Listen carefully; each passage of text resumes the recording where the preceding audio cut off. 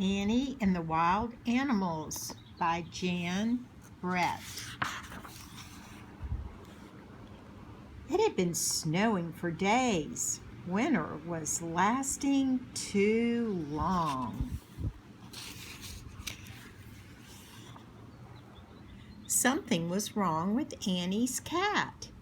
Taffy had stopped playing. Oh my goodness. Wonder what's wrong with Taffy.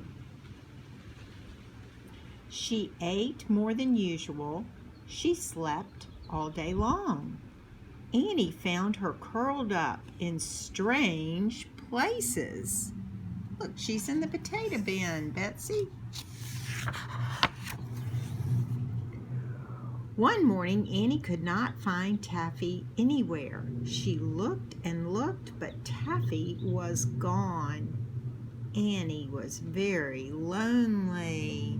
Oh, she doesn't realize that Taffy has gone off into the woods. I need a new friend, thought Annie. I think Annie looks like you, Betsy. She placed a corn cake at the edge of the wood. She imagined that a small, furry animal would come, and she would tame him for a pet. Look, she's going off into the woods and leaving her corn cake.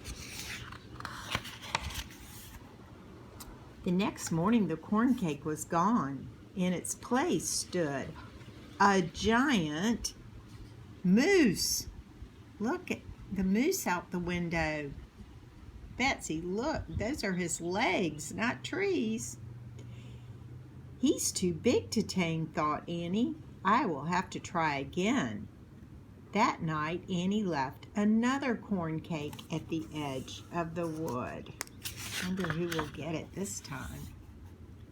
The next morning, the moose was back, and a snarling wildcat was there too. He's too mean to tame, thought Annie. Look at her. Annie placed more corn cakes at the edge of the wood. He has taken all her corn cakes. The next morning, a big growling bear was there with the moose and the wildcat. See the bear and the moose and the wildcat? If I was Annie, I would be scared. He's too grumpy for a pet, thought Annie. I would say so. Annie made as many corn cakes as she could and left them at the edge of the wood. See that pile of corn cakes that she has left? At dawn, Annie heard the snarls and growls of the wild animals. There was the moose and the wildcat and the bear. Look at all of them. They had been joined by a stag, his family, and a large gray wolf. Not one of them is soft and friendly like Taffy, thought Annie. All the next day, Annie made corn cakes and left them at the edge of the wood. All night long, she heard the sounds of the wild animals eating the corn cakes. Look, she's got a whole sled full of corn cakes. And look at the moose. Annie awoke to find a great nose stuck through her window.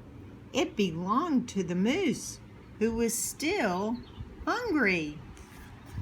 Oh my goodness. There were wild animals everywhere. They roared for their next meal. The little house shook. Oh my gosh, look at all those wild animals, Betsy. Wouldn't that be scary if you woke up to that? The animals wanted more corn cakes, but when Annie looked into the barrel of cornmeal, it was empty. She couldn't make any more corn cakes. Oh no! Annie was very sad. She would never find a pet now. She missed Taffy very much. Oh, she's sad on her bed, crying.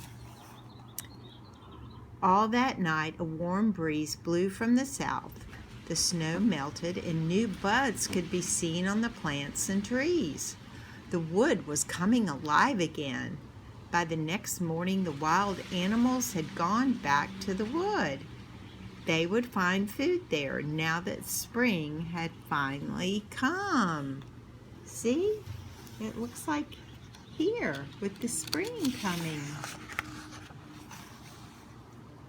Then, as unexpected as the warm spring breeze, Taffy walked proudly into the yard. "Oh, look! Taffy!" Annie exclaimed. "You have come home. Where have you been?" Taffy turned and looked back the way she had come.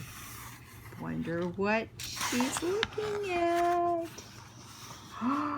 Out of the wood came 3 soft and friendly kittens. Annie would not be alone anymore. Look, she's got 3 kittens and Taffy now. Isn't that a cute story? The end.